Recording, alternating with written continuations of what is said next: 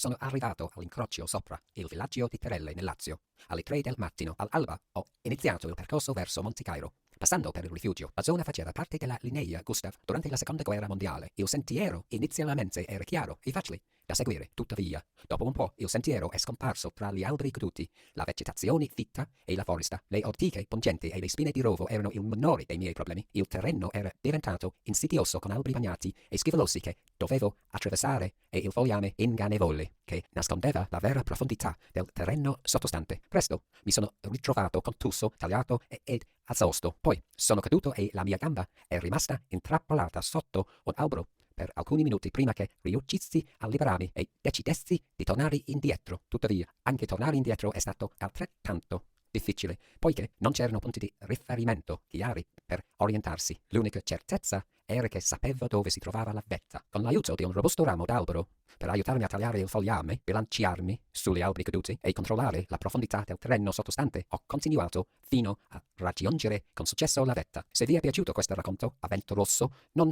dimenticate di mettere un like e iscrivervi al canale per non perdervi le prossime avventure. So I've just been, for maybe the last hour or two, certainly for a while, trapped in this forest here.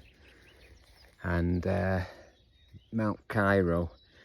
So I've been falling, slipping, going through nettles. Yeah, it's been pretty difficult. And anyway, I've got to plod on. Got to finish this.